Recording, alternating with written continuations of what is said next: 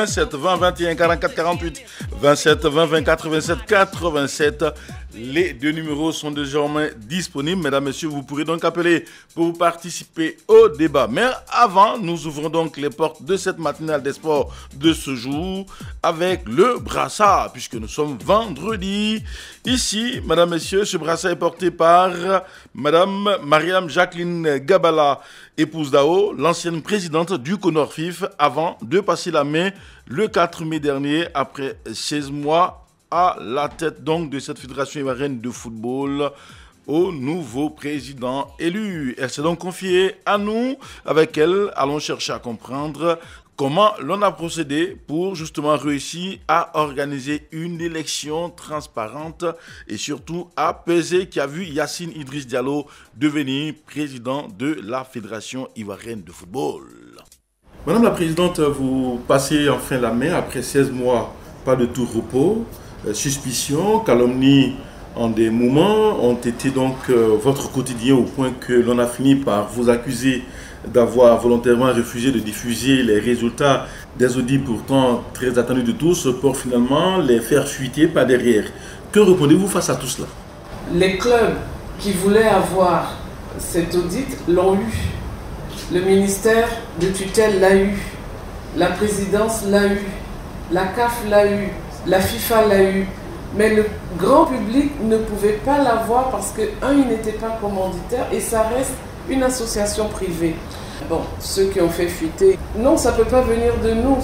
Les clubs ont reçu l'audit, ils l'ont consulté, ils l'ont écrit, et si vous vous rappelez, ça a été comme un résumé de l'audit, alors qu'il n'y a que celui qui a fait l'audit qui peut en faire le résumé. C'est pour ça que le cabinet a réagi, parce que la qualité de l'analyse pouvait impacter la qualité de leur professionnalisme. Mais si vous remarquez, le cabinet n'a pas dit que ce qui a été dit est faux. Le cabinet a dit que l'analyse n'est pas la leur. Il y a une nuance. Alors, je reviens encore. L'audit a révélé un certain nombre de choses, mais c'est au destinataire de prendre les mesures idoines. Ce n'est pas à nous, comité de normalisation. Quand on est venu, on ne nous a pas dit faites un audit et puis sanctionnez, on n'a pas cette mission. La personne qui aurait pu le faire à la rigueur, qui l'a dans son mandat, c'est le commissaire aux comptes. Parce que là, il a ça dans son mandat. En tant que commissaire aux comptes, élu par les membres, s'il découvre quelque chose qui n'est pas bien, alors il a le droit de saisir le procureur. Alors, les audits sont dans les mains des destinataires, c'est à eux d'en faire ce qu'ils veulent en faire.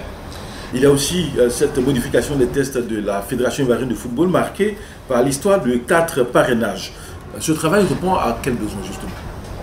La première des choses que les textes nous ont apporté, c'est l'ouverture et l'ouverture démocratique.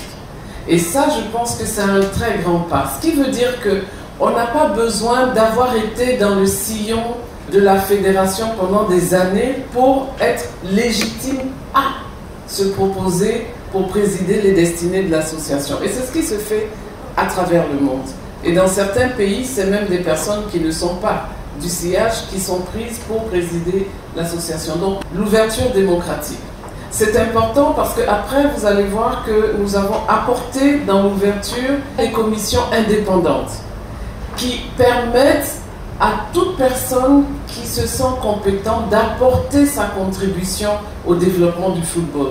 Vous avez la commission gouvernance, vous avez la commission de discipline, vous avez la commission de recours et vous avez même la commission électorale. Donc c'est une ouverture qui permet aux uns et aux autres de se proposer pour apporter leur contribution. Et puis il y a l'ouverture aussi par rapport aux gens. Aujourd'hui, une candidature d'un comité exécutif n'est recevable que s'il comporte au moins 5 noms de femmes, dont une qui va occuper le poste de vice-présidente. Donc c'est déjà une ouverture. L'ouverture va plus loin par rapport à l'ouverture démocratique. Et ça, on touche aux aspects concernant les parrainages. Les parrainages étaient un point fixé par la FIFA pour dire qu'il faut le maximum d'ouverture et permettre à toute personne qui veut candidater de candidater. Donc on est revenu aux 4. Et pour eux, c'était un point important. Et ce point important, au-delà de la Côte d'Ivoire, avait déjà fait l'objet d'une décision au niveau de la RDC. Donc c'était très clair dès le départ. Je vais vous donner un exemple pour parler de cette ouverture.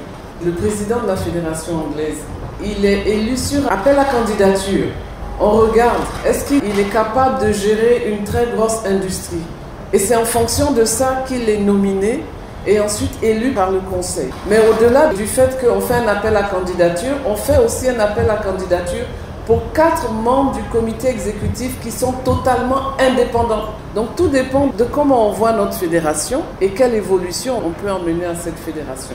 Autre fait marquant de votre gouvernance, c'est cette nuit folle du vendredi 22 au samedi 23 à Yamoussoukro qui a enflammé la toile sous fond de rumeurs. Que s'est-il passé à la vérité?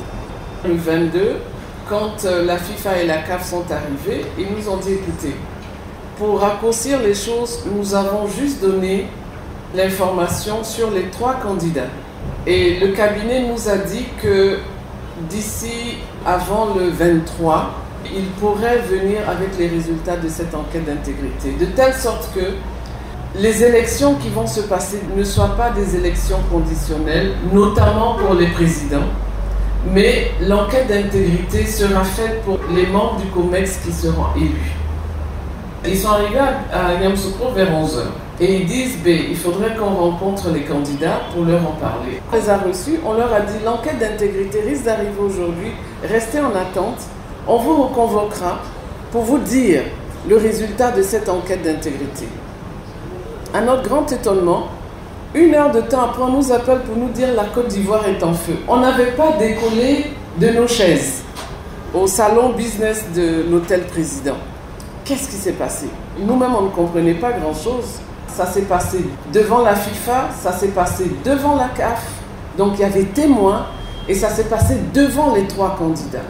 Et c'est là où on nous apprend qu'un des candidats a dit qu'on s'était réunis pour l'exclure de la compétition et que ça n'allait pas se passer comme ça. Et puis, en fait, il y a eu beaucoup de choses qui se sont passées. Mais je peux vous dire que nous sommes passés à côté d'un événement terrible. Parce que ça s'est passé devant les gens de la FIFA. Et donc, le monsieur de la FIFA a dit, Kenny, il a dit, si cette assemblée n'a pas lieu, la Côte d'Ivoire est suspendue. Parce que nous sommes témoins de ce qui a été dit dans cette salle. Donc, comment se fait-il que, à l'extérieur, ce soit d'autres éléments qui soient partis? Et quand on a reçu les candidats, il leur a dit que celui qui a semé la zizanie à l'extérieur, qu'il règle. Parce que si jamais cette assemblée générale n'a pas lieu, si on maintient la suspension par le gouvernement de l'Assemblée générale, alors la Côte d'Ivoire sera suspendue. C'était une demande de suspension officielle. Parce qu'après, nous avons même reçu le préfet qui est venu avec le directeur de cabinet du ministère des Sports. Heureusement que dans le courant de la nuit, les choses ont évolué et le gouvernement est revenu sur sa décision en disant protéger l'Assemblée, mais la suspension est annulée.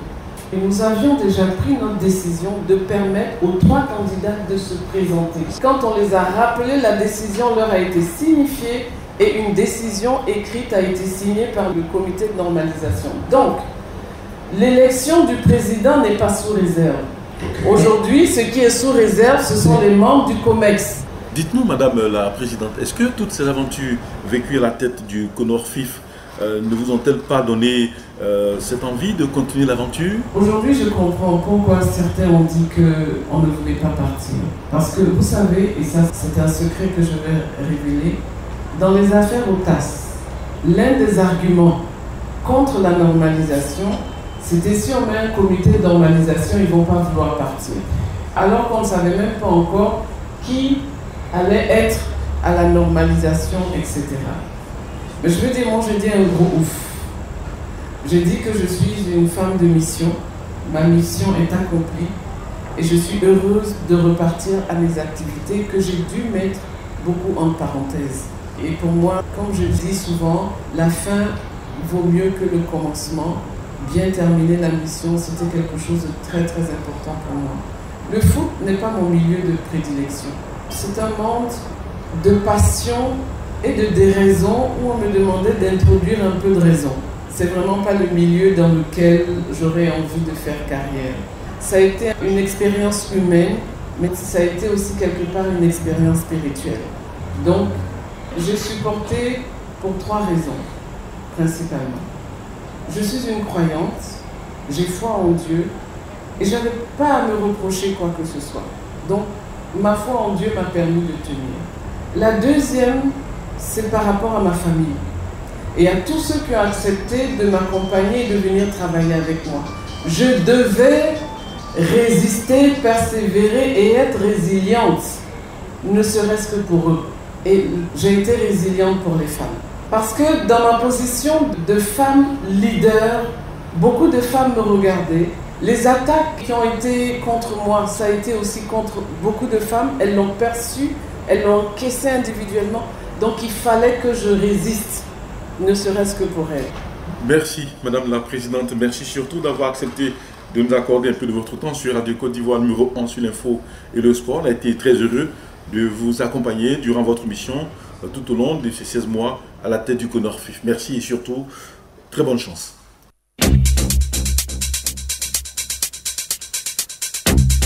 À l'instant, Madame Mariam Jacqueline Gabala, épouse d'Ao, ancienne patronne du CONORFIF, qui aura réussi donc à organiser les élections à la Fédération ivoirienne de football après 2 années d'hésitation et surtout 2 années de turbulence qui ont fini par aboutir à la présidence de Yacine Idriss Diallo, nouveau patron de la Maison de Verre de Treichville. Mesdames, Messieurs, le brassard qui vient donc de nous être proposé sur Radio Côte d'Ivoire. 27 20 21 44 48 27 20 24 27 87. Mesdames, Messieurs, 2 numéros que vous pourrez composer pour échanger avec nous. Valentin Kwasi Valka se charge de vous enregistrer. Moi, je parle avec vous. Je suis Fernand Kouakou. Merci de nous retrouver sur Radio Côte d'Ivoire, numéro 1 sur l'info et le sport. Il nous appelle de Niablé, c'est non loin du Ghana. Monsieur Konan Kwadio ou Kwadio Konan, bonjour. Bonjour Fernand Konan Kouakou. Comment vous allez? Je vais très bien chez vous. Nous sommes très heureux de vous entendre et nous sommes très bien réveillés. Allez, nous vous écoutons. Voilà, je voulais parler de l'Africa. Allez-y. Voilà, je voulais dire aux membres associés de se tranquilliser. Il y a un président qui est là.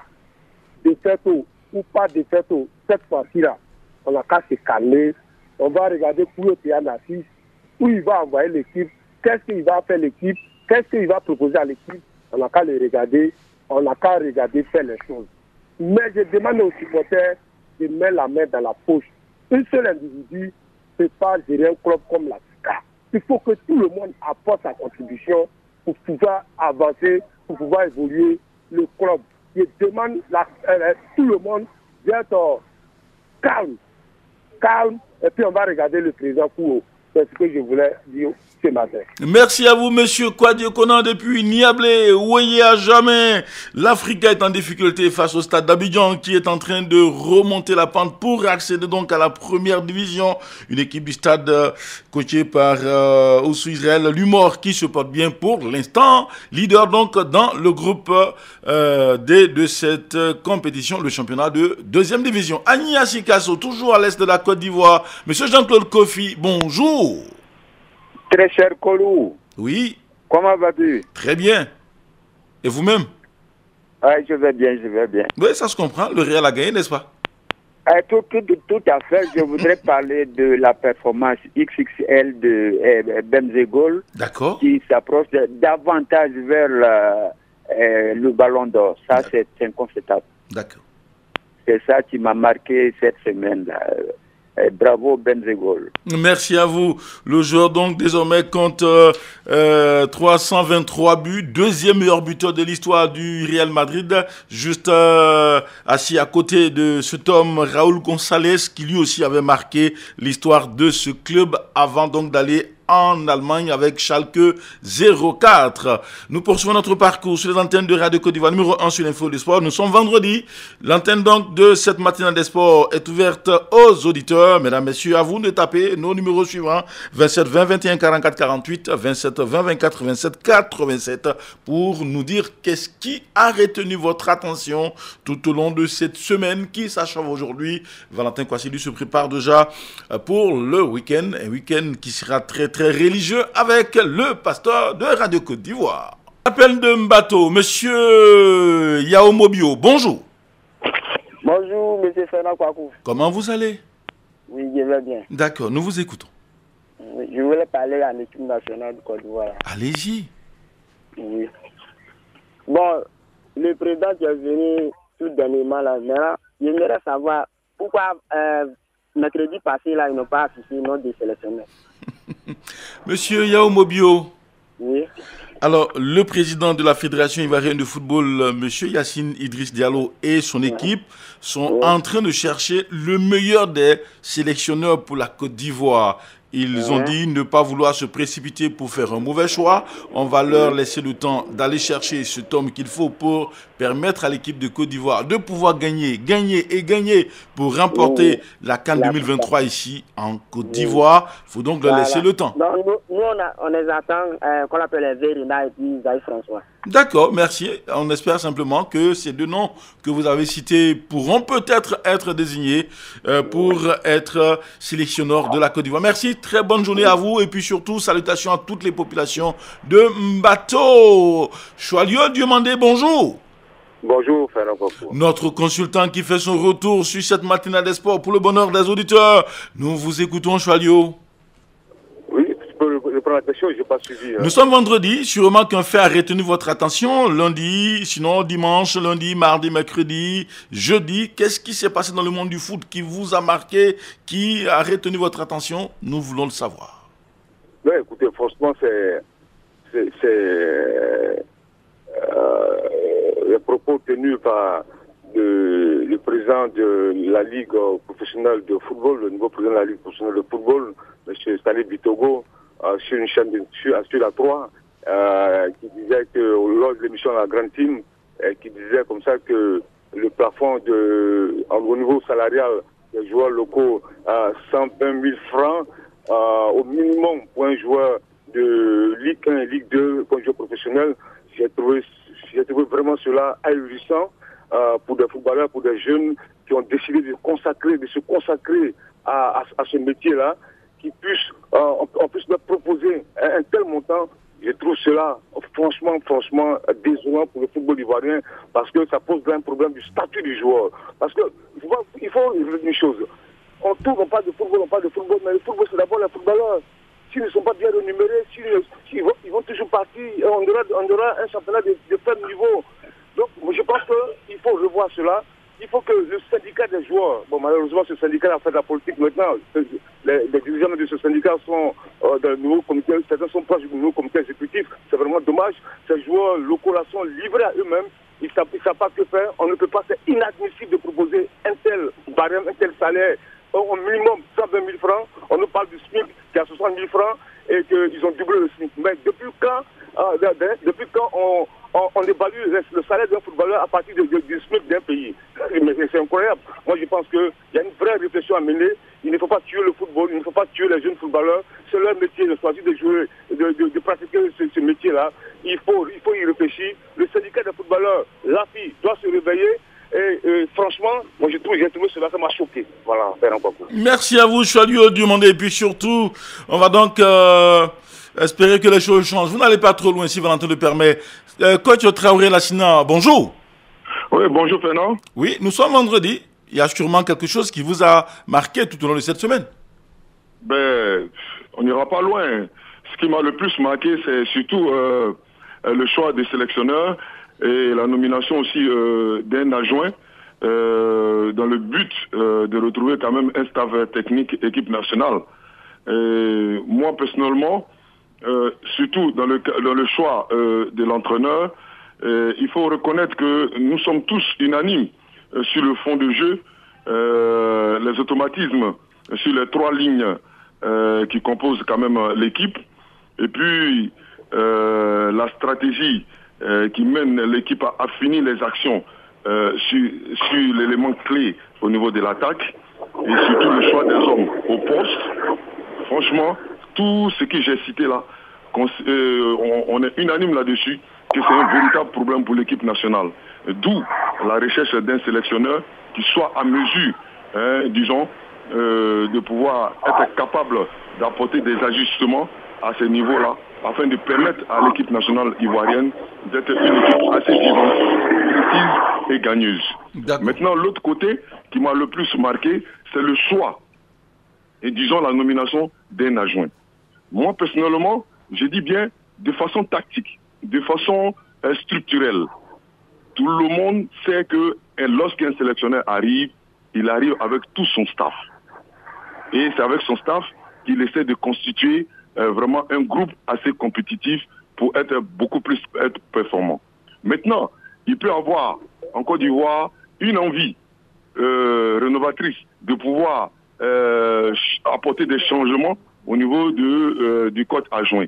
Mais je dis que pour l'heure, nous n'avons pas le temps. Et le temps, nous n'en avons pas. Nous, il y a des échéances qui nous attendent.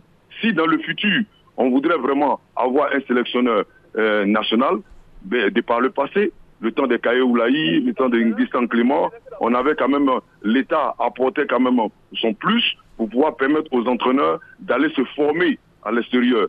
Et donc, on a Kolo, qui aujourd'hui est en train de faire quand même une très bonne chose sur le plan international en tant que coach ivoirien. Donc, soit on choisit un sélectionneur national avec son staff, on l'aide. On a vu au Cameroun, Samuel a réussi à mettre Rigobert Song, et aujourd'hui ils sont en Coupe du Monde. Donc, il ne faudrait pas qu'on se mélange un peu les choses. Franchement, à cet allure-là, il y aura un véritable problème auquel la Côte d'Ivoire sera confrontée, un problème de leadership. Parce qu'on ne peut pas nommer deux personnes et qui va diriger. D'accord. Donc voilà à peu près les deux événements qui ont attiré mon attention, sur lesquels, sincèrement, il faudra vraiment prêter attention. Merci à vous, messieurs. On va donc se dire au revoir ici, et tout en vous disant que nos amis internautes ont également écrit.